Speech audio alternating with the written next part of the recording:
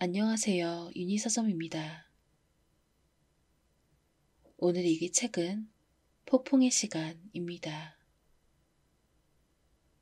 넬레 노이하우스 지음, 북로드 출판사에서 파는 책입니다. 구독과 좋아요는 영상 제작에 큰 힘이 됩니다.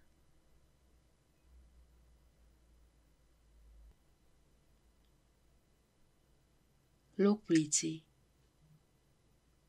대낮인데도 도무지 화나지 않고 우물한 이런 어느 날이었다.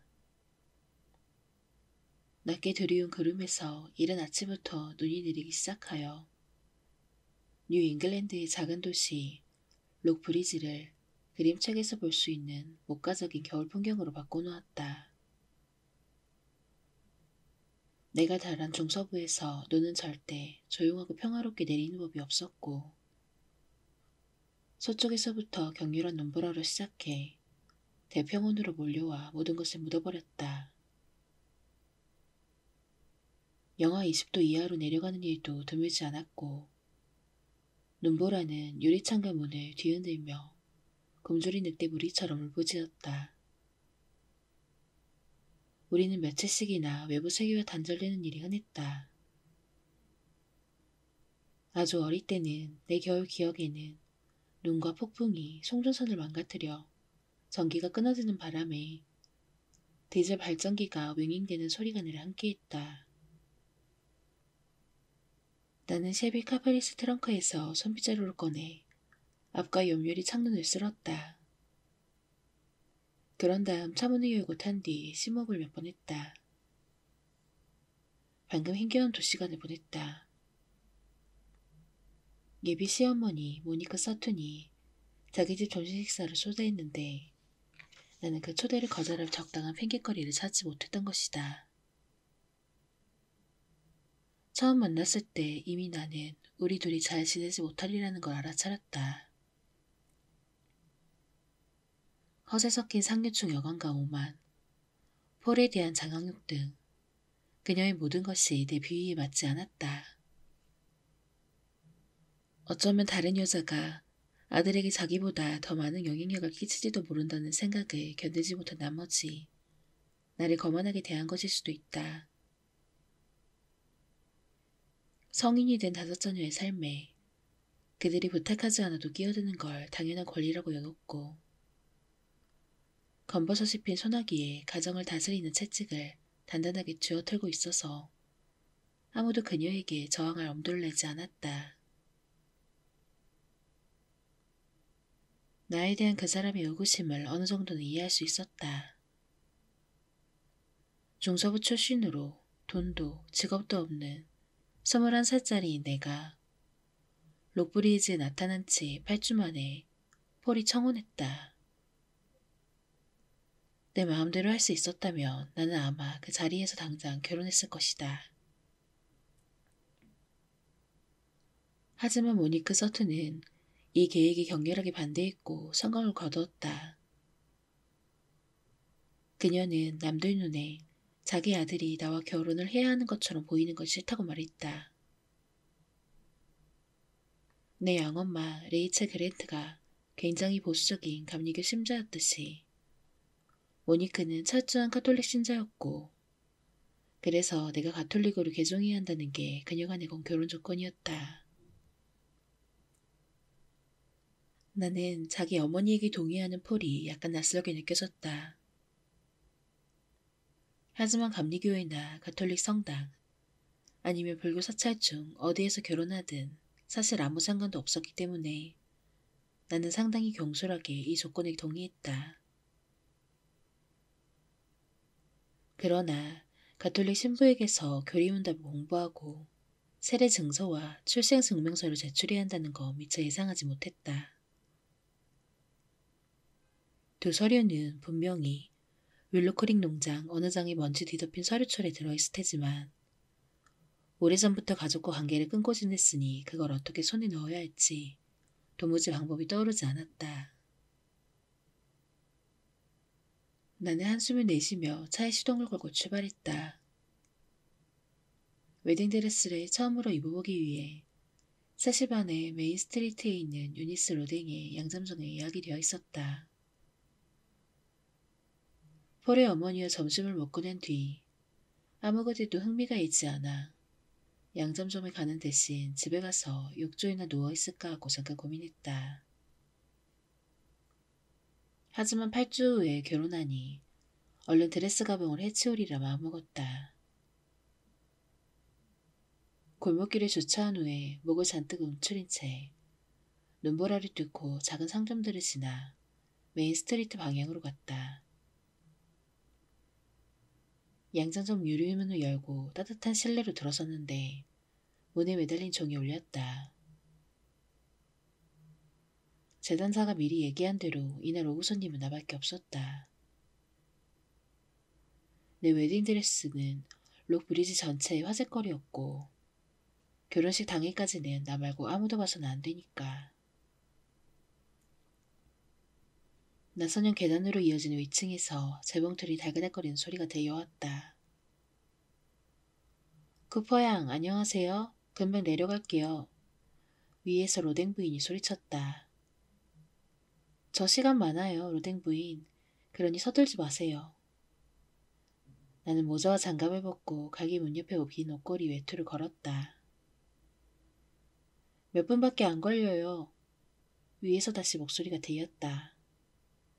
아주 많이 놀라실 거예요. 기대할게요. 나는 전시실의 편한 의자에 앉아 협탁에 놓인 많은 패션 잡지 가운데 한 권을 들고 별 관심 없이 넘겨봤다. 내가 5개월 전에 록브리지에 처음 발을 디뎠을 때 폴 서튼은 마치 백마탄 왕자처럼 보였다.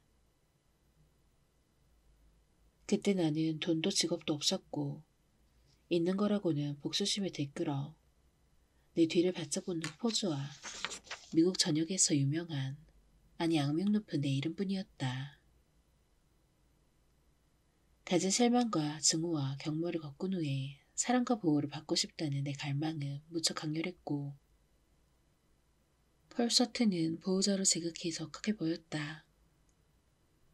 그는 배려심이 깊고 예측 가능했으며 올바른 사람이었고 세상을 그늘 없이 보기를 좋아했다. 난 그가 나에게 첫눈에 반한 걸 알게 되자마자 우리 둘이 어울리는지 생각하지도 않은 채 거리낌 없이 그에게 마음을 줬다. 개인 병원을 소유하고 지위가 탄탄한 외과의사 폴은 나보다 16살이 많고 록브리지에 단단하게 뿌리를 내린 반면 돈도 없이 고향을 떠나온 나는 운명의 장난에 의해 버크셔힐스의 이 작은 동네로 밀려온 사람이었다. 폴이 모든 록브리지 주민들의 호기심 어린 눈앞에서 내 환심을 사려고 펼쳐 보인 고풍스러운 행동에 난 우쭐댔고 뭔가 대단한 사람이라도 된 듯한 기분이었다.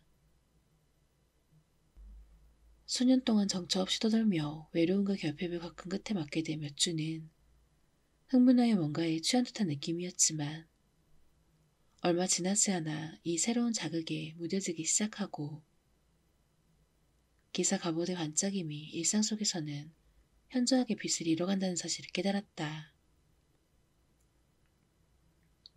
지금까지는 내가 잘못된 길을 가고 있다는 걸 스스로 인정할 마음의 준비가 되지 않았지만 내면의 소리가 던진 회의적인 질문에 대한 확실한 답을 오늘 점심때 얻었다. 그랬다.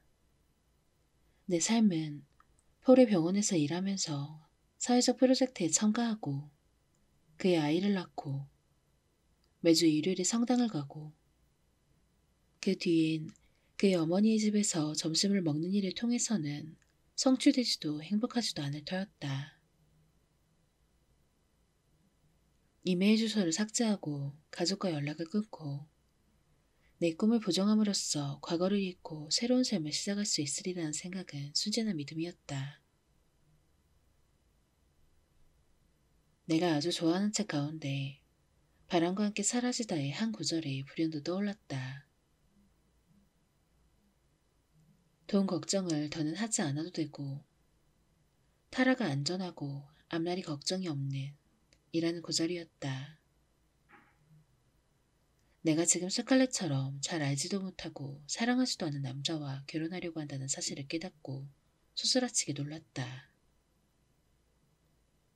내 상황이 그 정도로 위급했던가? 하지만 나는 폴을 좋아했다. 그는 내 평생의 사랑이라고 믿었던 호레이쇼 버넷과는 달리 나를 절대 실망시키지 않을 터였다. 그럼에도 결혼이라는 생각은 부담감을 불어를 일으켰다. 이런 불쾌한 기분은 어디서 오는 걸까? 왜 밤마다 호레이쇼 꿈을 꾸는 거지? 아침에 일어나면 내 영혼은 다른 남자를 향한 그리움으로 눈물을 흘렸고 폴을 속이고 마치 바람이라도 피운 것처럼 하루 종일 양심의 가책을 느꼈다. 쫓아버리려고 애쓰면 애쓸수록 과거의 망령은 더 집요하게 나를 쫓아다니는 것 같았다. 폴과 나의 약혼이 알려진 뒤로 나는 거의 하룻밤 사이에 록브리지 전체의 최대 관심사가 되었다. 발걸음을 옮길 때마다 감시자들의 눈길이 나를 따라오며 평가했다. 록브리지 절반이 폴 집안 재산이었고 이곳 주민이라면 거의 누구나 직접 또는 간접적으로 서튼 집안에서 일을 했다. 이 가문은 청소년과 실직자, 가난한 연금 생활자들을 위한 지원 프로젝트를 만들었고 폴은 자기 병원에서 사회적 약자들을 무료로 치료했다.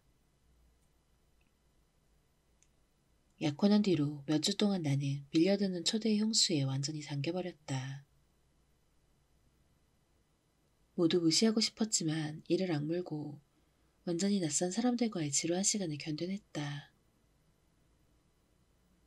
나는 성격상 외톨이라서 타인의 도를 넘은 친절과 무분별한 질문이 지나치게 격이 없고 불편하다고 느껴졌다.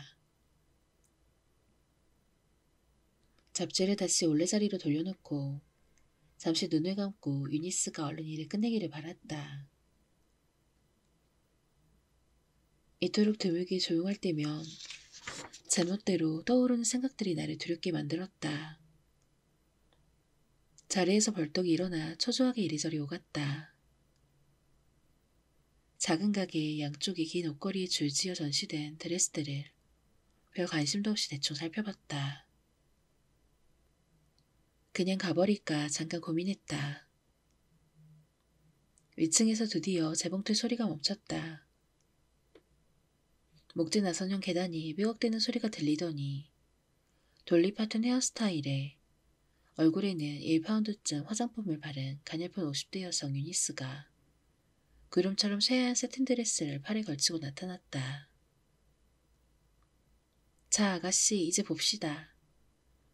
유니스의 얼굴은 이제 다가올 상황에 대한 기대로 환하게 빛났다. 이리 오세요. 탈의실로 가죠. 나는 감동받은 척하면서 유니스를 따라가 탈의실에서 속옷만 남기고 다 벗은 다음 피팅룸에서 그녀의 도움을 받으며 드레스를 입고 얌전하게 발 받침대에 올라섰다. 힘겹게 억지로 미소를 지으며 내 안에서 날뛰는 저항감을 들키지 않으려고 애썼다. 유니스는 손목이 맨 바늘꽂이에서 펜을 몇 개 뽑아들고 줄여야 할 곳에 재빠른 손돌림으로 펜을 꽂기 시작했다. 바스락거리는 뻣뻣한 세틴이 너무 불편해서 소름이 돋았다. 아직 거울 보면 안 돼요. 유니스가 몇 번이고 종알거렸다. 내가 보라고 하면 보세요. 나는 말없이 고개를 끄덕이고는 밝은 재색 양탄자 바닥만 노려보았다. 작은 공간에 떠도는 냄새 때문에 속이 메스꺼렸다. 커피 향기와 데이크만 룸 스프레이 냄새가 땀 냄새와 뒤섞여 있었다. 자, 끝났어요. 유니스가 몸을 일으키고 한 걸음 뒤로 물러섰다. 그러고는 자랑스럽게 얼굴을 빛내며 과장된 몸짓으로 거울 쪽을 가리켰다. 어때요? 마음에 들어요? 상상했던 대로인가요? 나는 고개를 들었다. 거울 속의 내 모습에 충격을 받았다. 살이 빠졌다는 건 물론 알고 있었다. 몇 주 전부터 입맛이 거의 없었다. 하지만 이렇게 끔찍한 모습일 거라고 미처 예상하지 못했다. 어깨 관절과 쇄골이 툭 튀어나오고 팔뚝은 10살짜리 것처럼 보였다. 나는 하얀 드레스를 입은 바짝 마른 거울 속의 사람을 초면에 걸린 듯 빤히 노려봤다. 지금 엄청난 실수를 하기 직전이라는 인식이 불현듯 밀려왔다. 피가 귀에서 윙윙 소리를 내고 공황 상태에 빠져 목덜미가 따끔거렸다. 아, 이럴 수가.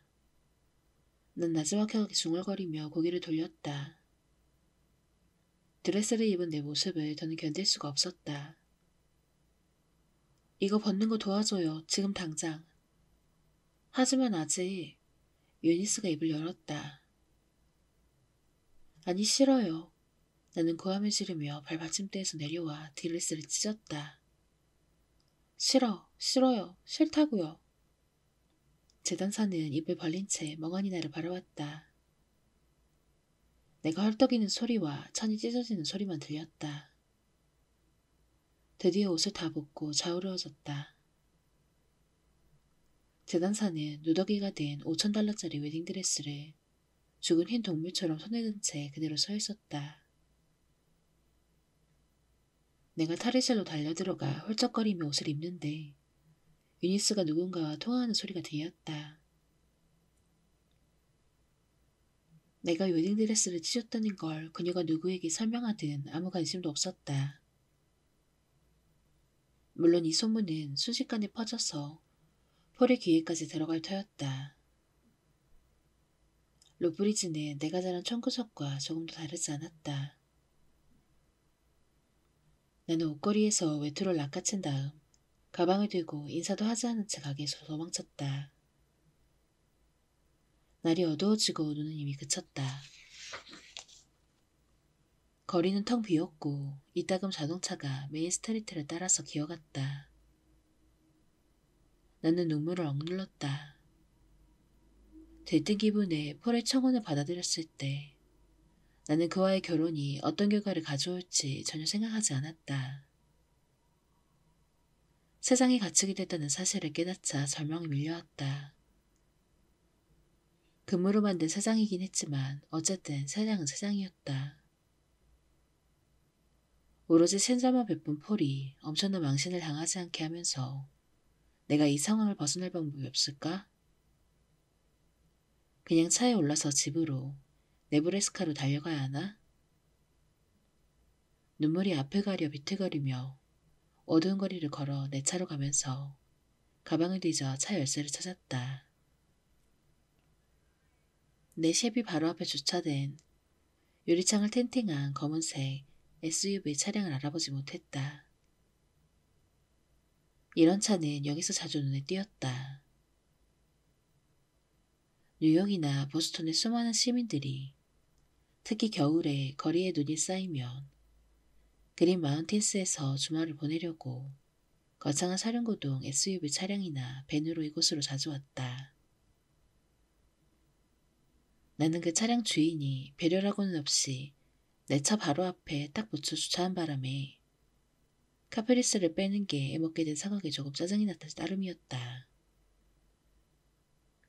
극도로 흥분한 상태가 아니었다면 조지아 번호판이 눈에 띄었을 것이다. 그랬더라면 도망치거나 도움을 요청할 기회가 있었을지도 모른다. 그러나 나는 어둠 속에서 소리 없이 다가온 기습 공격에 순식간에 당해버렸다. 누군가 뒤에서 내 머리에 두건을 씌우고 목에 끈을 조였다. 나는 너무 놀라 숨조차 쉴 수 없었다. 외투와 가방을 눈 쌓인 바닥에 떨어뜨리고 목에 손을 대려 했지만 우악스러운 손이 내 손목을 잡고 묶었다. 자동차 문이 열리는 소리가 들리고 누군가 나를 거칠게 자동차 뒷좌석에 밀어넣었다. 바로 내 옆에 누군가가 앉더니 내 상체에 안전벨트를 두르고 버클을 채웠다. 자동차 문이 닫혔다. 시동이 걸리고 차가 가볍게 떨었다. 쓰레기통 모터가 부르릉거리는 소리가 들리고 차가 움직이는 게 느껴졌다. 나는 너무 놀라 몸이 마비된 듯 했다. 경악이 온몸을 휩쓸었다. 세상에, 내가 납치된 거로구나. 이 생각이 머리를 스쳤다. 시내를 떠나 국도에 들어섰을 때 자동차 속도가 빨라지는 게 느껴졌다. 운전자가 너무 심하게 엑셀을 밟는 바람에 눈높인 차도에서 바퀴들이 돌아가 무거운 차가 위태롭게 옆으로 흔들렸다. 그러다가 다시 제대로 돌아왔다. 아무도 입을 열지 않았다. 차는 몇 킬로미터를 직진하다가 속도가 느려지더니 각도를 크게 꺾어 우회전했다. 비포정도로를 잠시 덜컹거리고 가다가 급경사로 올라간 후에 드디어 멈췄다. 시동이 꺼졌다. 누군가 내 머리에서 두건을 벗겼다. 캐롤린, 안녕? 다시 만나서 반가워. 귀에 그 목소리가 말했다. 아니면 셰리든 그랜트라고 불러주는 게 더 나을까? 내 심장박동이 멎었다. 시선을 오른쪽으로 돌리자 이던 뒤부하의 새파란 두 눈동자가 바로 눈에 들어왔다.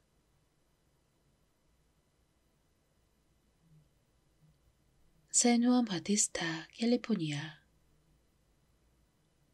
마카스 골드스타인은 우비 주머니에 손을 깊숙이 묻은 채 텅 빈 해변을 저벅저벅 걸었다. 그는 개들과 함께하는 긴 아침 산책을 좋아했다.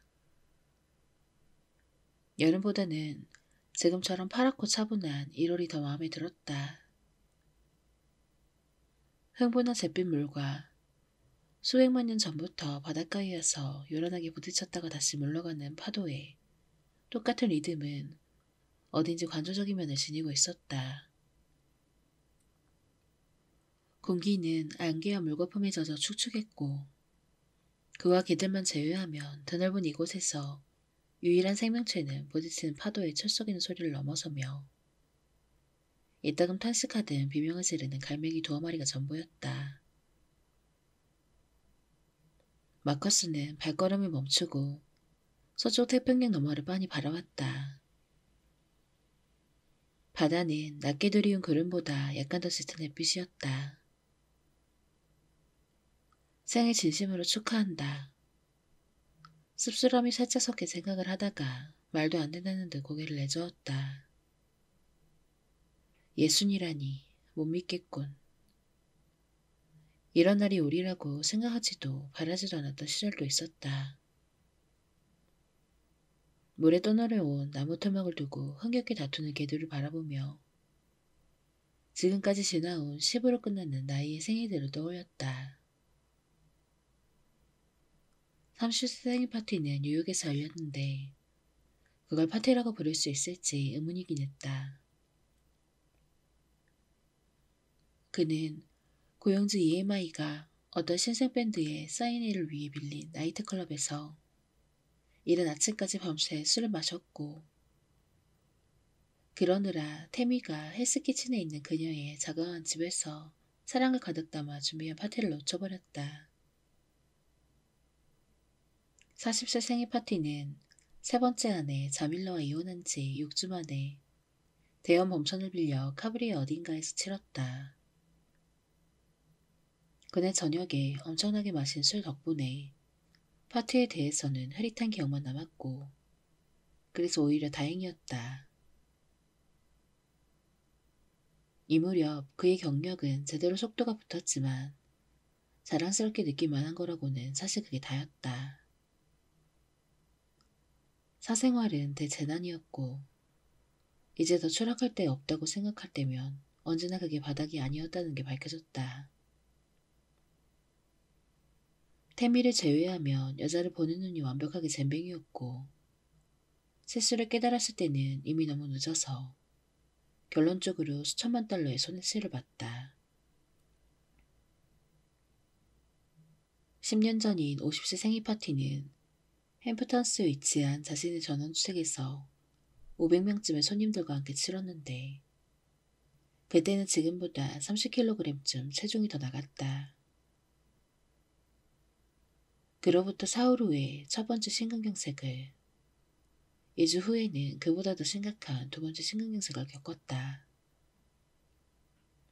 그때 네 번째 아내인 비비안과의 이혼이 이미 진행 중이었고 비비안이 슬픔을 당한 배만장자 과부 역할을 열심히 연습하는 동안 그는 몸을 회복했다. 병이 낫자마자 음반회사인 스톤골드 레코드를 매각하고 캘리포니아로 이사했다. 이제 8년째 혼자 살면서 그는 샌프란시스코에서 남쪽으로 60km 떨어진 샌 그레고리오 스테이트 비치 위쪽 해변 주택, 아니면 로스앤젤레스의 노스 비버리 파크 전원주택, 아니면 콜로라도의 별장에서 지냈다. 실리콘밸리의 흥미로운 스타트업 회사들에 돈을 투자했고 필름 스튜디오의 대주주였으며 아주 유명한 영화 배우 몇몇과 계약을 맺고 있는 골드스타인 크리에이티브 아티스트 에이전시의 공동 소유주였다. 이미 오래전부터 더 이상 일할 필요는 없었지만 이따금 새로운 도전을 하고 싶었으므로 기회가 있을 때면 재정 위기에 처한 음악과 영화 분야 기업의 분쟁 중재인이나 자문위원으로 일하게 됐다. 세월이 흐르면서 그는 기업을 조각내는 대신 보존하려는 야망을 지닌 탁월한 해결사라는 명성을 얻었다. 그래서 이틀 전에 캘리포니아 엔터테인먼트 앤 뮤직 코퍼레이션 감독위원회 회장 더글라스 해먼드가 도움을 요청했을 때 조금 망설였다. 한때 이 분야의 거물이었던 CEMC가 몇 년 사이에 인수 후보자가 된 것은 공공연한 사실이었다. 비틀거리는 거인이 드디어 쓰러져서 탐욕스러운 사모펀드 회사들이 이 콘체른의 알짜 조각을 낚아채기를 모두 기다리고 있었다. 자네 목록에서 내 이름이 몇 번째인가? 마커스가 물었다. 마커스, 첫 번째라네. 해먼드가 놀라울 만큼 솔직하게 대답하고 한숨을 내쉬었다. 게다가 유일하지. 마커스는 14일간의 유예기간과 최근 10년 동안의 대차 대조표와 업무 보고서를 무제한 열람할 권리를 요청했다. 그런 다음 오랜 친구이자 동반자이며 지금은 메릴 린치 재무이사인 필 맥클로플린에게 전화하여 혹시 캘리포니아에서 모험해볼 의향이 있는지 물었다. 내일부터 그들은 낙오된 음반 콘체른을 구할 수 있는지 아니면 손도 대지 않는 게 현명한지 결정하기 위해 숫자를 살피고 분석할 터였다. 마커스는 휘파람을 불어 걔네를 부르고 가파른 나무 계단을 올라 미래주의 양식의 유리 주사인 모양 자택에 이르렀다. 사방을 둘러봐도 주변에 이웃은 없었다. 이는 인구밀도 높은 캘리포니아에서 굉장한 사치였으며 엄청난 비용이 드는 일이었다.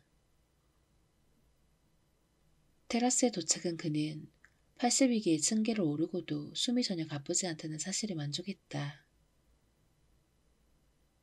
60이라. 그가 중얼거렸다. 그게 뭐 어때? 나이는 숫자에 불과해.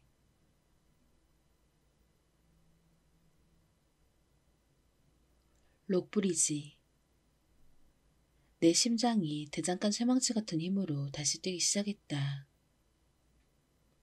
마음이 놓여 안도의 한숨을 내쉬다가 안심할 이유가 전혀 없다는 걸 깨닫고는 기절할 듯 놀랐다.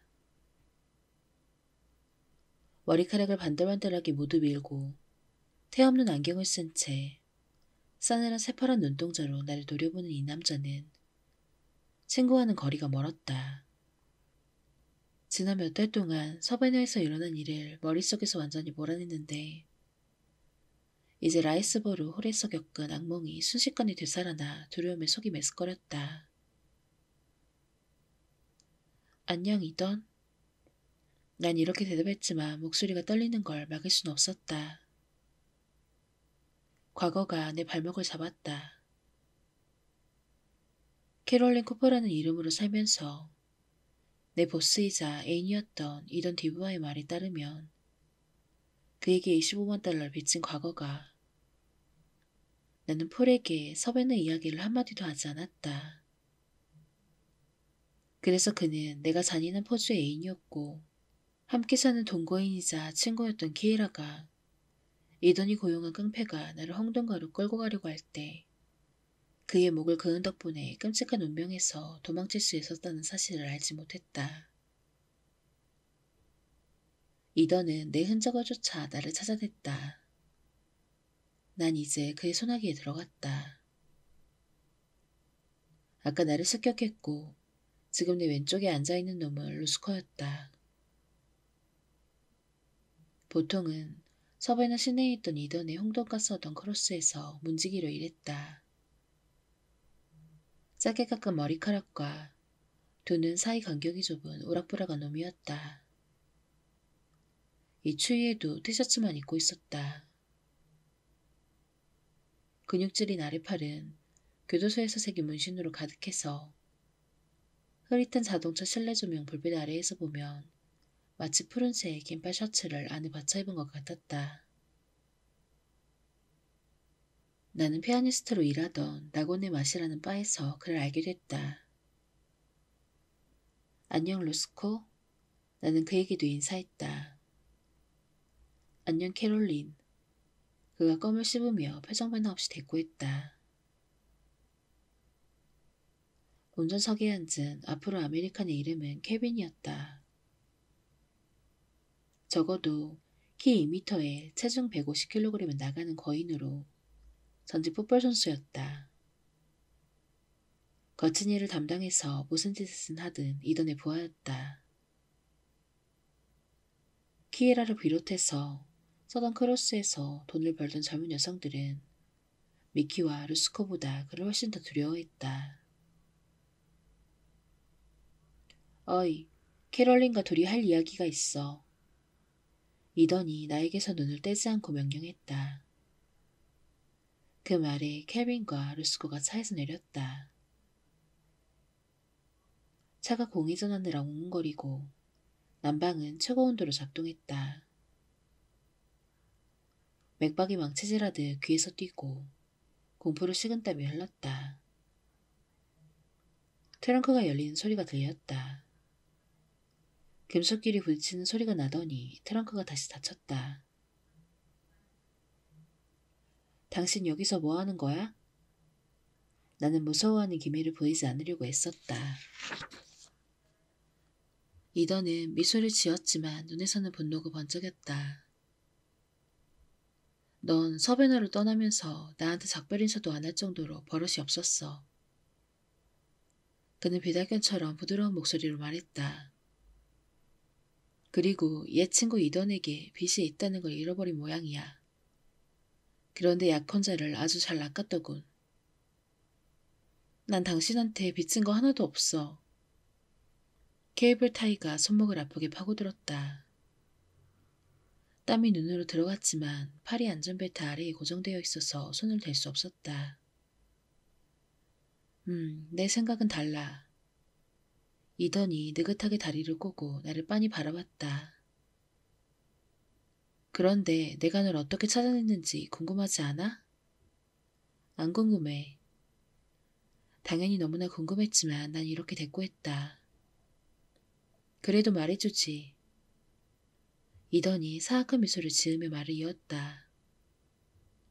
네가 얼마나 멍청한지 알려주겠다는 말이야. 도마뱀을 닮은 머리형과 차가운 무색 속눈썹을 둘러싸인 눈 때문에 그는 파충류처럼 보였다. 내가 어떻게 이런 남자를 한때 사랑했을까? 친절하고 교양 있는 겉모습 뒤에 뭐가 숨어 있는지 왜 바로 알아채지 못했을까? 이더는 돌돌 말린 잡지를 꺼내 반듯하게 펴서 내 눈앞에 내밀었다. 12월에 폴의 무교 하버드 대학교 자선 행사에서 찍힌 폴과 내 사진. 나는 침을 꾹꾹 삼켰다. 우리 둘이 공식적으로 모습을 드러낸 첫 번째 행사였다. 폴 앨리스 서튼 박사와 아름다운 약혼녀 세리든 그랜트 양. 이더니 우리 이름을 경멸하듯 강조하며 사진 설명을 읽었다. 이게 너를 찾는 일을 아주 편하게 해줬지. 내 지성을 거의 무시하는 거나 마찬가지였어. 그가 옆자리를 더듬더니 사진 몇 장을 꺼냈다. 폴과 내가 록브리지 크리스마스 마켓에 있는 모습을, 팔짱을 낀 채 월버니의 어느 레스토랑을 나서는 모습, 블랙 라이언인 앞에서 다른 사람들과 이야기하는 모습, 게다가 호숫가에 있는 폴의 집 사진도 있었다. 아주 먼 거리에서 망원렌즈로 찍은 사진이라서 부분적으로 뭉개지고 상당히 흐릿했지만 우리라는 건 의심할 여지 없이 알아볼 수 있었다. 누군가 우리들을 미행하며 숨어서 지켜봤다고 생각하자 속이 다시 메스꺼렸다. 넌 너무 멍청해서 낡은 고물차 이전 신고도 했더군. 널 찾아내는 건 웃을 만큼 간단했어. 이더는 사진들을 아무렇지도 않게 발치로 떨어뜨렸다. 록 브리지라니. 정말 빌어먹을 천구석이네. 너 정말 이런 촌놈과 결혼하려고 할 만큼 절망했어? 왜? 그 남자가 돈이 많아서? 이 동네 유지라서? 네가 원했던 게 그런 거야? 의사 삼촌에게 천구석 난쟁이들을 잔뜩 낳아주고 엉덩이가 토실토실한 초년 엄마가 되려고? 잔인하고 경멸스러운 그의 말은 의구심 가득한 내 열린 상처에 정확하게 꽂혔다. 그런 생각을 스스로 하는 것과 다른 사람의 입으로 듣는 것은 전혀 달랐다. 나는 이돈 뒤부하를 향한 것만큼 격렬한 혐오를 느껴본 적이 일찍이 없었다. 공황 상태에 빠져 서버너에서 도망친 후에 그의 부하들이 나를 찾아내어 억지로 조지아로 끌고 가서 라이스볼의 홀을 가둘지도 모른다는 공포감에 몇 주 동안이나 차에서 잠을 잤다. 매일 밤 그 남자가 올라타냐? 혹시 벌써 임신한 거 아니야? 이더는 밉살스럽게 낄낄대며 거칠게 내 배를 움켜쥐었다.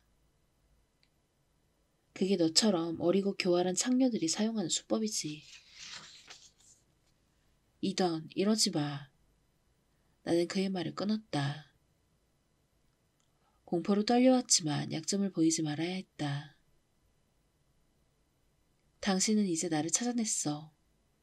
내가 모든 걸 너무 쉽게 생각했지. 당신은 나에게 화가 났어. 그래서 이제 어떡할 거야?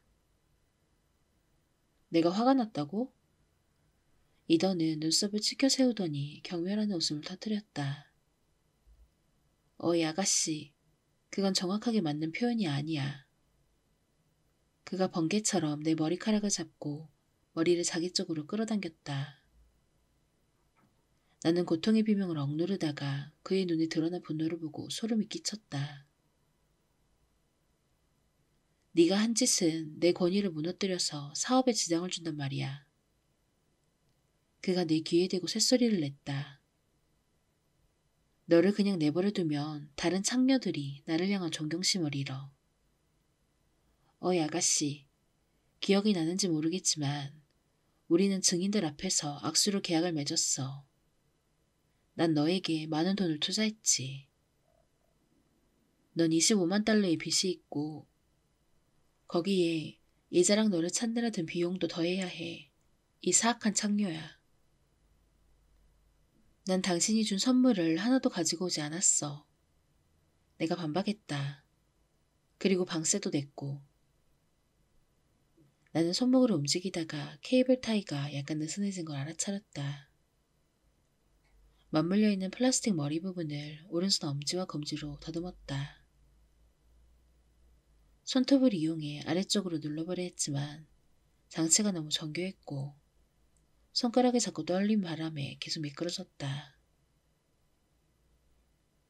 내가 쑤시는 걸 네가 얼마나 좋아했는지 의사 삼촌에게 말했어? 이돈의 챔벙울이 내 얼굴로 튀었다.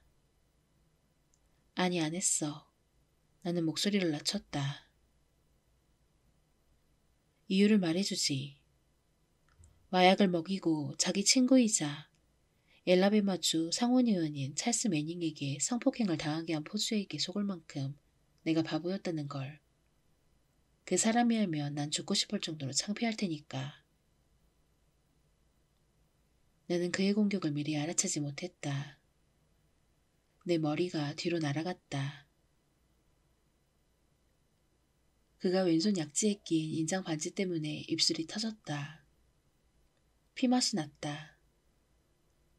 그러나 나는 케이블 타이에 아주 작은 플라스틱 머리 부분을 눌러 족쇄를 푸는 데 성공했다. 네가 용감한 건지 아니면 그냥 너무 바보라서 지금 상황을 파악 못하는 건지 알 수 없군. 이더니 입술을 일자 모양으로 꽉 다물었다. 우리는 서로를 노려봤다. 난 당신을 정말 사랑했어. 내가 속삭였다. 당신이 나를 낯선 남자들에게 성폭행 당하게 하는 걸 믿을 수 없었다고. 아이고 감동이다. 이더니 비웃었다. 눈물이 날 지경이야. 당신이 나를 사랑한다고 우린 서로의 것이라고 말했잖아. 앞 유리를 본 나는 로스코와 케빈이 전조등 불빛 속에서 뭘 하려는지 깨닫고 공포로 위장이 쪼그라들었다. 둘은 구덩이를 파는 중이었다. 내가 얼마나 많은 여자들에게 그 말을 했는지 알아? 언젠가 디브와 부인이 될 거라고 믿는다면 너희는 너무 순진한 거야. 이더니 견머리 웃음을 터뜨리고는 내 머리카락을 놓아주었다. 그는 목소리가 싸늘하게 사업적으로 변했다. 네가 이 총구석에서 썩고 싶다면 그거야 네 마음이지. 하지만 난 너에게 투자한 돈을 돌려받아야겠어. 세 가지 가능성이 있지. 네 의사 삼촌에게 빌려달라고 부탁해. 하지만 그러려면 내 이야기와 우리가 함께 경험한 아름다운 일들에 대해 그에게 설명해야겠지? 아니면 네가 서벤으로 돌아올 수도 있어. 몇 년 일하면 빚을 다 갚을 테고 그 후에는 네 마음대로 해. 세 번째 가능성은 뭐야? 나는 케빈이 꽂아둔 시동 열쇠를 흘끼보며 물었다. 안전벨트를 푸는데 성공한다면 아마 운전석으로 기어가서 차에 시동을 걸 수도 있을 것 같았다. 내가 이 일을 아무 일도 아니라는 듯 그냥 무시할 수 없다는 걸 네가 이해해야 해. 이더니 수다를 떠는 어투로 말을 이었다. 네가 벌인 일이 소문이 났어. 그러니 다른 애들이 그런 바보 같은 생각을 하기 전에 내가 본보기를 보여야 한단 말이야. 그건 그렇고 네 친구인 금발 창녀가 네가 도망치는 걸 도왔다고 자발적으로 다 불었어. 케빈이 걔랑 재미를 보기 전에. 얼음처럼 싸늘한 손이 내 심장을 움켜쥐었다. 키이라. 아 세상에. 키이라를 어떻게 했어? 나는 떨리는 목소리로 물었다. 키이라. 그렇군. 그 창녀 이름이 그랬지. 이더니 다시 서류 가방을 뒤졌다. 나는 그가 관심을 다른 데로 돌릴 기회를 이용해야 한다는 사실을 깨달았다. 케이블 타이를 쓸어내리고 왼손을 안전벨트 잼새로 살그머니 가져가는 동안 심장이 터질 듯이 두방방이질했다. 나에게 남은 유일한 마지막 기회였다. 이더는 나를 죽이기로 이미 오래전에 결심했으니까. 다양한 가능성이라는 수단은 로스코와 케빈이 무덤을 다 팔 때까지 그저 시간을 보내는 수작에 불과했다. 이때다. 나는 앞으로 몸을 던지며 무릎으로 가운데 콘솔리를 미끄러졌다. 어찌어찌 운전석까지 가서 다리를 아래로 밀어넣는 데 성공했다. 아직 안전벨트에 묶여있는 이더니 뭐라고 고람을 지었지만 나는 뒤돌아보지 않고 시동을 거는 데만 집중했다. 변속 레버를 PS 뒤로 바꾸려는데 왼쪽 뒷문이 벌컥 열렸다. 나는 가슴속에서 날뛰는 공포를 무시하고 엑셀을 힘차게 밟았다. 모터가 포효하며 엄청난 무게의 차량이 앞으로 덜컹하고 움직였다. 차 안으로 들어오르던 로스코가 눈밭으로 날아갔다. 이던이 계속 고함을 질렀지만 원심력 때문에 내가 있는 앞쪽으로 넘어오지 못했다. 눈부시게 푸른 제논 전도등 불빛에 어떤 형체가 벌써 바로 앞에 나타났다. 케빈이 양팔로 삽을 치켜들고 나를 멈추려는 듯 했지만 설령 내가 원했다 해도 이 무거운 자동차를 눈길에 세울 순 없었고 옆으로 비껴갈 수도 없었다. 그의 검은 얼굴에서 크게 찢겼던 흰자가 보이더니 바로 둔탁한 소리가 들려왔다. 케빈이 사라졌다. 이 빌어먹을 계집애야, 완전히 미쳤어? 이더니 갈라진 목소리로 외쳤다. 당장 세워. 나는 그에게 신경 쓰지 않았다. 제멋대로 움직이려는 핸들에 양손으로 꽉 움켜쥐고 점점 더 속도를 높였다. 내비게이터는 눈길을 헤치며 날뛰는 말처럼 울퉁불퉁한 바닥에서 튀었고 내가 좌석에서 위로 뛰어오르는 바람에 발이 2번이나 엑셀에서 미끄러졌다. 눈 덮인 나무들이 숲속 빈털을 하얀 벽처럼 에워싸고 있었다.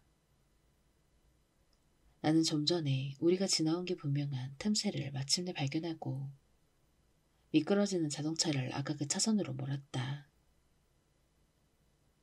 양손에 통증이 느껴지고 어깨는 긴장한 나머지 경련이 일었다. 내가 앉은 좌석 제일 앞쪽은 케빈의 긴 다리에 맞춰져 있었지만 좌석 위치를 옮기거나 안전벨트를 맬 시간이 없었다. 속도계가 50km를 넘어갔다. 급경사로 내려가는 이런 숲길을 이 속도로 달리는 건 자살행위였지만 이던이 나를 제압하는 것을 무슨 수를 써서라도 막아야 했다. 나는 이를 악물고 좁은 내리막 숲길로 링컨을 몰았다. 이던은 구석에 몰린 쥐처럼 쉴 새 없이 비명을 질렀다. 뒤쪽을 흘끔 돌아보니 여전히 자리에 앉은 채 문손잡이를 움켜쥐고 있는 그가 눈에 들어왔다. 겁쟁이 같으니라고. 그는 절대로 손에 더러운 걸 묻히지 않았다. 지저분한 일은 모두 다른 사람에게 해결하겠다. 세워 캐롤린! 이돈이 소리쳤다. 그의 목소리에 묻어나는 선명한 공포에 내 마음이 약간 차분해졌다. 우린 뭐든지 이야기할 수 있어. 드디어 도로에 도착했다. 난 브레이크를 세차게 밟고 핸들을 다급하게 오른쪽으로 꺾었다. 차가 좌우로 흔들리다가 가드레일을 길게 스쳤다. 금속길이 부딪히자 날카로운 소음과 함께 불꽃이 어둠 속에서 튀며 빛처럼 쏟아졌다.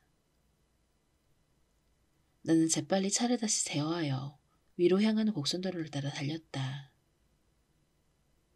왼손을 더듬여 좌석 위치 조정기를 찾아내어 의자를 앞으로 끌어당겼다. 그런 다음 안전벨트도 찾아서 맸다. 지금 여기가 어디인지 전혀 알 수 없었다.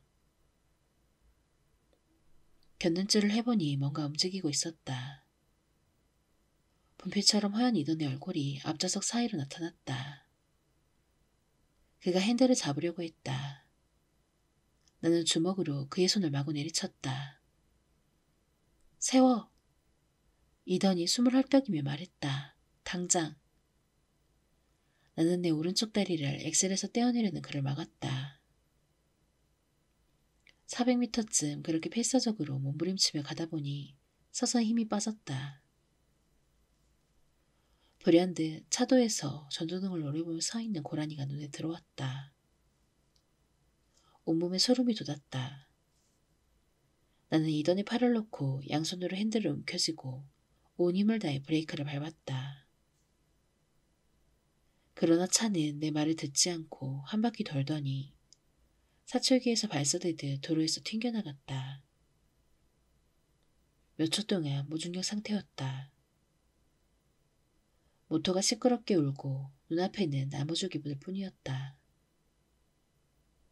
이윽고 금속판이 터지는 굉음과 나무 부러지는 소리가 들렸고 유리가 산산조각이 났다. 차가 심하게 덜컹거리는 바람에 앞으로 몸이 쏘였다. 귀가 찢어질 듯 큰 소리가 나더니 뭔가 내 얼굴과 상체에 와서 부딪혔다.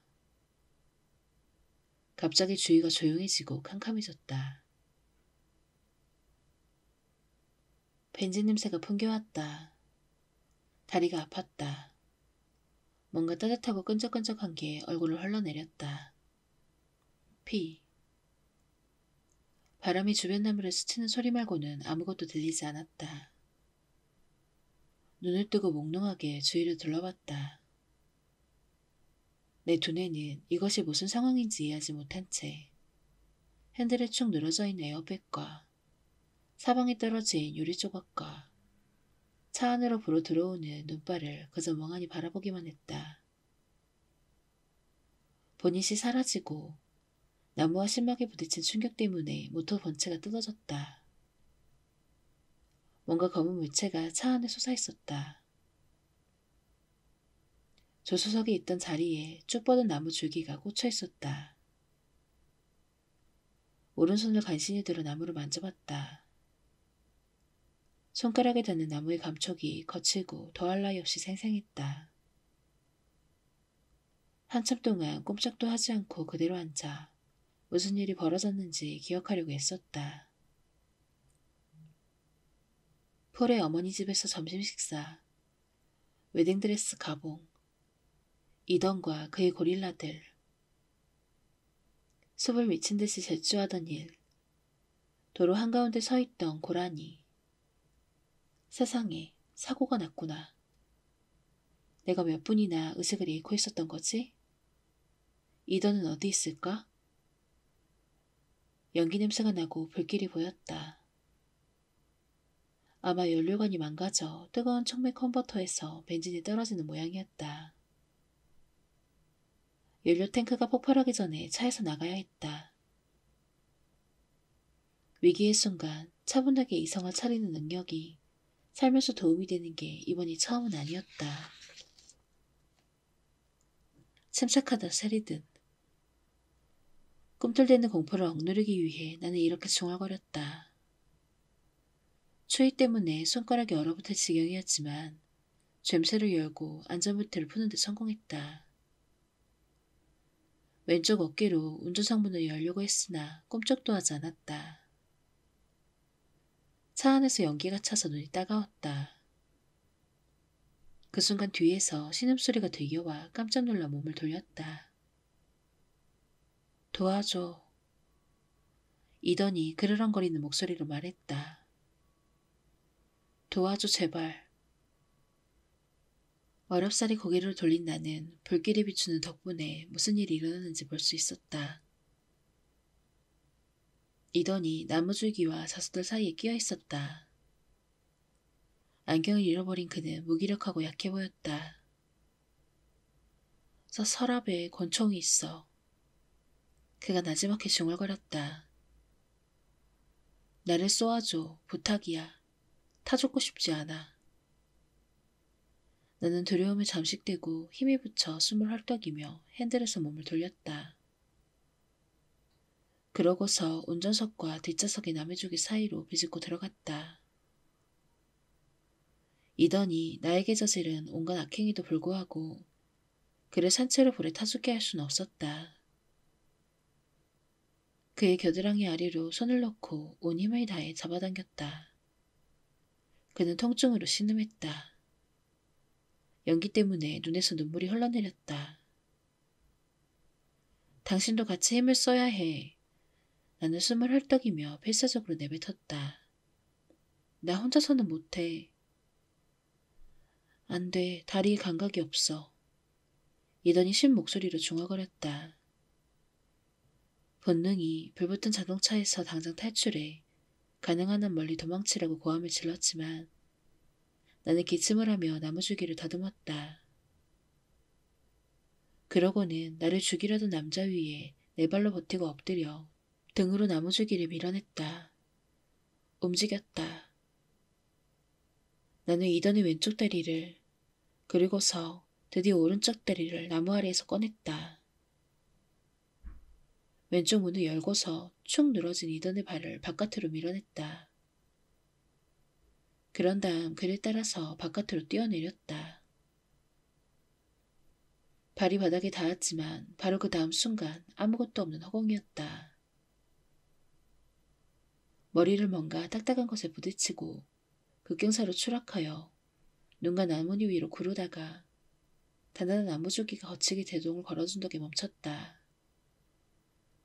온 몸이 군데군데 안 아픈 곳이 없었다. 머리가 윙윙거리고 모든 것이 두 겹으로 겹쳐 보였다. 나는 필사적으로 숨을 몰아쉬었다. 몽롱한 상태가 나아지고 빙빙 도는 머릿속 회전목마가 멈출 때까지 꼼짝도 하지 않고 누워있었다. 그러고는 조심스럽게 팔다리를 만져봤다. 최소한 부러진 데는 없는 것 같았다. 이던? 내 입에서 까마귀 같은 소리가 나왔다. 50m 위쪽. 망가진 링컨의 벤진 탱크에서 갑자기 화염이 솟구쳤다. 나는 가까스로 상체를 일으켜 나무줄기에 기댔다. 타오르는 자동차의 불길이 밤을 환하게 밝히고 오렌지색 화염이 하얀 눈에 비쳤다. 내가 있는 곳은 급경사 언덕의 발치였다. 바위와 나무들이 눈 위로 솟아있었다. 나는 추락하면서 바위에 부딪히지 않은 게 얼마나 큰 행운이었는지 비로소 깨달았다. 이더는 나보다 20m쯤 위쪽에 누워있었다. 바위에 걸려 추락을 멈춘 모양이었다. 신음하며 일단 무릎을 꿇었다가 일어섰는 와중에 다리가 휘청거려 나무를 붙잡아야 했다. 왼쪽 눈썹 위에 찢어진 상처에서 피가 흘러내려 얼굴에 적셨다. 숨을 쉴 때마다 몸의 왼쪽 모든 부위에 통증이 전해졌고 청바지 왼쪽 가랑이가 찢어지고 피에 젖었지만 어떻게든 찾기까지 올라가야 했다. 이곳 버크셔힐스에는 퓨마나 불곰은 없었지만 흑곰과 몇 킬로미터 떨어진 곳에서도 피냄새를 맡은 코요테가 있었다. 록브리지는 깊은 숲에서 길을 잃고 헤매다가 곰에게 잡아먹히거나 몇 년 후에 뼈만 남은 시신으로 발견되었다는 사람들에 대해 수많은 소문이 돌았다. 나는 기침을 하고 숨을 헐떡이며 힘겹게 올라갔다. 몇 분 후에 이던이 있는 곳에 도착했다. 눈을 감고 있는 그의 코에서 피가 흘러나왔다. 목에 손가락 두 개를 대어보니 불기치가 몇 방이 느껴졌다. 그를 위해 내가 할 수 있는 일은 없었으므로 빽빽한 과목들을 헤치며 계속 올라갔다. 넘어진 나무들을 기어오르고 눈높인 나뭇잎들 아래에 음흉한 마름샤들처럼 숨어있는 나무뿌리에 몇 번이나 걸려 비틀거렸다. 나뭇가지 얼굴이 긁히고 왼쪽 다리에 끔찍한 고통이 느껴졌다. 숨이 차고 옆구리 통증이 심해 나무에 기대선 채 왼쪽 다리에 힘을 빼고 횡격막을 손으로 눌렀다. 그때 위쪽 비스듬히 가스가 차있는 내비게이터 탱크에서 둔탁한 소리를 내며 두 번째 폭발이 일어났다. 나는 몸을 숙이며 양팔로 머리를 가렸다. 불타는 금속 조각들이 유산탄처럼 날아가 슉슉 소리를 내며 눈밭에 떨어졌다. 나는 잠시 기다렸다가 몸을 끌며 계속 걸어가 드디어 도로에 도착했다. 이가 탁탁 부딪히고 몸이 부르르 떨려 한 발 한 발 온 힘을 짜내어 걸었다. 박연감각과 시간감각이 모두 사라졌다. 부츠가 흠뻑 젖어 납처럼 무거웠다. 신발 바닥이 미끄러워 걸음을 옮길 때마다 넘어질 듯 했다. 걸음을 멈추어서는 절대 안 되었다. 움직이지 않으면 순식간에 저체온증에 걸린다. 추위는 신경섬유 말단을 마비시켜 사람들은 몸이 얼어붙는 걸 느끼지 못하고 잠이 들면 다시는 깨어나지 못한다. 눈이 또 내리기 시작했다. 도로에 자동차는 한 대도 없었다. 나는 계속 걸었다. 몇 번이고 미끄러져 눈밭에 넘어져 힘겹게 몸을 일으켰다. 피와 눈에 젖은 청바지가 피부에 얼어붙은 가복처럼 딱딱해졌다. 이를 악물고 계속 걸었다. 바로 도움을 받지 않으면 이더는 얼어 죽을 것이다. 희망이 거의 바닥날 때 멀리서 천천히 다가오는 붉고 파란 경광등이 보였다. 나는 팔을 축 늘어뜨린 채 눈을 깜빡이며 경광등을 바라봤다. 흰색과 은색 칠을 하고 클라크스빌 경찰청의 약자인 CPD가 쓰인 크라운 빅토리아가 내 앞에 멈춰섰다. 차 안에서 한 남자가 내렸다. 검은 재킷에서 보안관의 별이 반짝였다. 그가 손전등을 꺼내더니 내 얼굴을 바로 비쳤다. 아가씨, 괜찮으십니까? 그가 걱정스러운 목소리로 물었다. 나는 눈을 질끈 감고 양팔로 상체를 감아 쌓아놨다. 괜찮냐고? 아니, 절대 안 괜찮다. 아가씨, 내 목소리 들려요? 까무잡잡한 피부에 칠흑처럼 새까만 머리칼을 짧게 자르고 콧수염을 기른 땅달망한 40대 조용반 경찰이 손전등을 아래로 내리고 조심스럽게 다가왔다. 클라크스빌 경찰청의 코로나토 보안관입니다. 전화를 받았어요. 누군가 폭발음을 들었다고 하는데요. 무슨 일이 일어난 겁니까? 머리가 아파요. 나는 더듬거리며 대답했다. 저기 도로에 고라니가 있었는데 제때 브레이크를 밟지 못했어요. 차에 당신 말고 다른 사람이 또 있었나요? 보안관은 걱정스러운 눈빛과 동정하는 목소리로 물었다. 갑자기 어지럽고 다리가 꺾여졌다. 보안관이 재빨리 내 겨드랑이 아래로 손을 넣어 부축했다. 이리 오세요. 일단 차에 타세요. 그가 순찰차 조수석문을 열고 내가 차에 오르는 걸 도왔다. 나는 피원벅이인 내 손을 노려보다가 보안관의 얼굴을 다시 바라봤다. 눈빛이 친근해 보였다. 남자 한 명이 더 타고 있었어요. 나는 나지막하게 중얼거렸다. 그 사람을 바깥으로 끌어냈어요. 탱크가 폭발하기 전에. 잠시 후 나는 순찰차 조수석에 앉아 담요를 두르고 보안관이 준 묵은 거주로 이마 상처를 누르고 있었다. 차에서 커피와 담배 냄새가 났다. 모터가 공회전하느라 덜덜거리고 최대로 올린 난방 덕분에 편안할 만큼 따뜻한 공기가 다리에 전해졌음에도 나는 여전히 온몸을 떨고 있었다. 보안관은 사고 장소까지 운전해 가서 차에서 내린 다음 손전등으로 숲을 비췄다. 그가 돌아오자 얼음 같은 냉기가 차 안에 함께 들어왔다. 레그 완충 장치가 그의 체중 때문에 살짝 내려앉았다. 그는 무전기를 들고 지금 클라크스빌 앞쪽으로 5km 떨어진 매사추세츠 8번 노스 시점 사고 현장에 있다고. 차량 화재 사고인데 어쩌면 인명피해도 있을 것이라고 본부에 알렸다. 동원할 수 있는 최대 인원이 필요합니다. 그가 말했다. 소방차와 구급차 2대도요. 그런 다음 그가 나에게 몸을 돌렸다. 귀에 손뭉치가 들어있는 것처럼 그의 목소리가 멀고 흐릿하게 들렸다.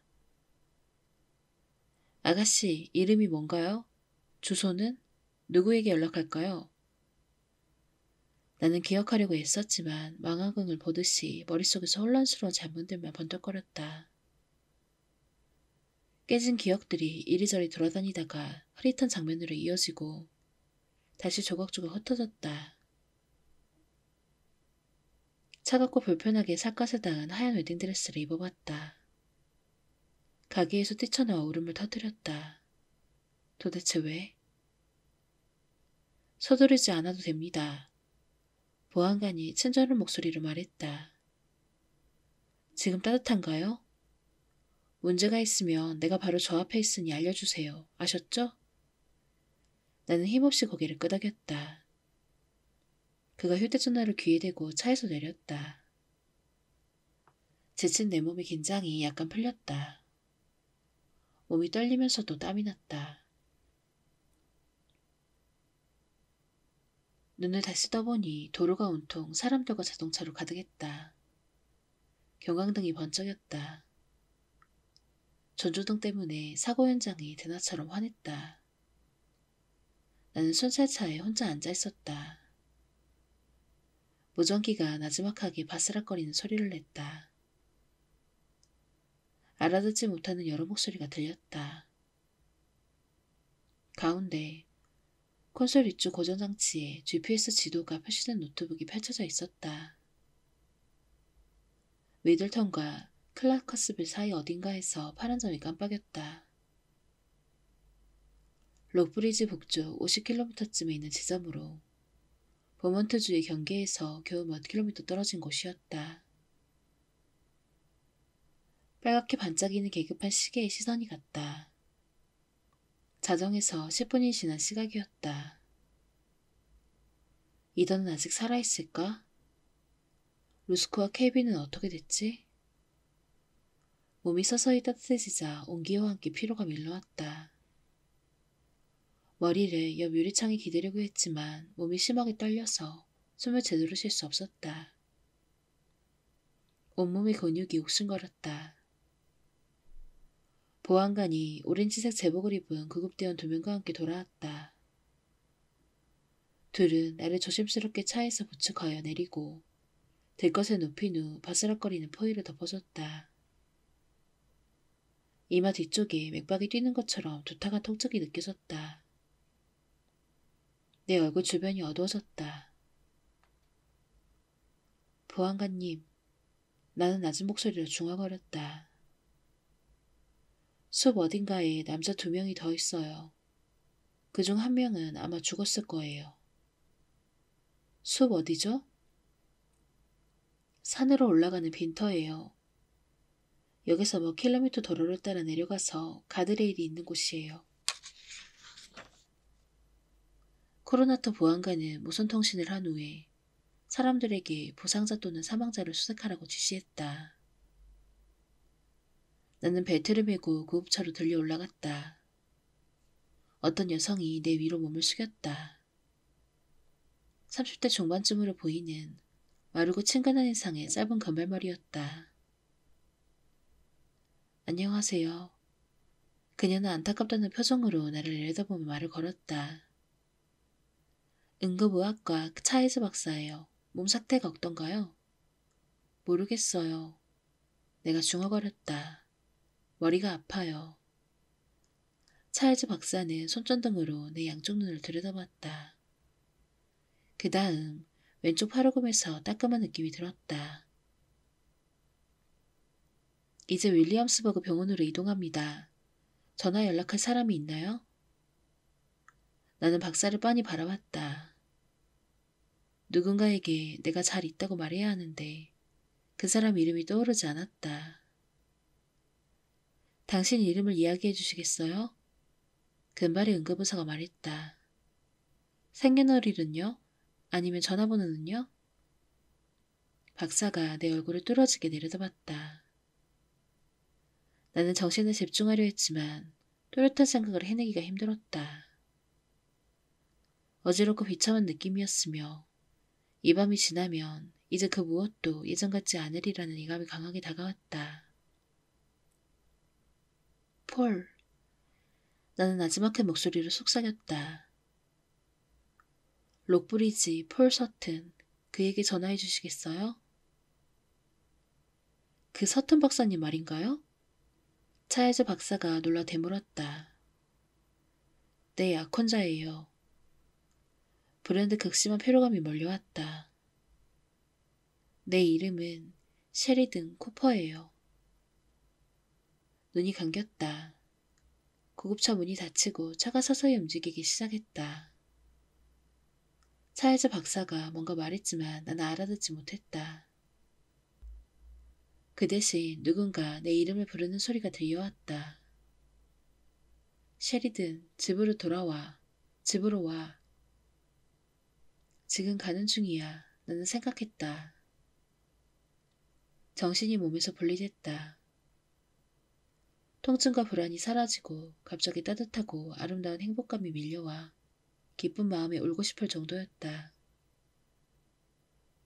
내가 내 몸이 몇 미터 위쪽에 떠있는 듯 했다. 구급차에 누워있는 나를 내려다봤다. 머리카락이 젖어서 짙게 변했고 하얀 피부에 빨간 피가 반짝였다. 나는 유리관 속의 백설공주처럼 평화롭게 조용히 누워있었다. 눈을 떠보니 병원이고 침대 옆에 어떤 남자가 앉아있던 적이 예전에도 있었다. 그때는 아버지였다. 이번에는 폴이 의자에 앉아 양손으로 턱을 개고 나를 바라보고 있었다. 눈 밑에 보라색 그늘이 진 그의 슬픈 얼굴을 보니 마음이 아팠다. 그를 향한 내 마음에서 단순한 친밀감을 넘어서는 뭔가가 느껴지지 않을까 기다려봤지만 허사였다. 유리창 너머가 어두컴컴했다. 지금 몇 시쯤 됐을까? 폴. 나는 쉰 목소리로 속삭였다. 그가 고개를 휙 들더니 자리에서 벌떡 일어나 침대로 다가왔다. 셰리든, 좀 어때? 잘 모르겠어. 나는 힘없이 대답했다. 괜찮은 것 같아. 여기가 어디지? 코에 호스가 끼워져 있어서 말하기가 힘들었다. 내 병원이야. 폴은 의자를 침대 옆으로 당겨와 앉아 내 왼손을 유리다루도 조심스럽게 잡았다. 당신 사고를 당했어. 기억나? 사고라고? 기억하려고 애를 썼다. 서로 아무 맥락 없어 보이는 조각난 기억들이 머릿속에서 번쩍였다. 어둠 속에 미친 듯한 질주, 도로 한가운데 서있던 고라니, 벤진 냄새, 폭발, 이던 디브와 보딧 앞에 있던 놀라서 눈을 크게 뜬 케빈, 화재, 내 머리에 씌운 두건. 나는 놀라서 숨을 헐떡였다. 그래, 됐어. 폴이 나를 안심시켰다. 그가 몸을 앞으로 숙이고 부드럽게 내 뺨을 쓰다듬었다. 내가 왜 여기 있지? 내 질문에 그가 대답했다. 당신 심각한 뇌진탕이었어. 나는 헛기침을 했다. 목이 칼칼하게 느껴졌다. 고라니가 서 있었어. 브레이크를 밟으려 했는데 너무 미끄러워서. 폴이 침대 옆에 이동식 소형장에서 컵과 빨대를 꺼내서 내 입술을 대주었다. 고맙게도 미지근한 물 몇 모금을 마실 수 있었다. 내 얼굴은 어떻게 됐어? 찢어진 상처만 좀 있어.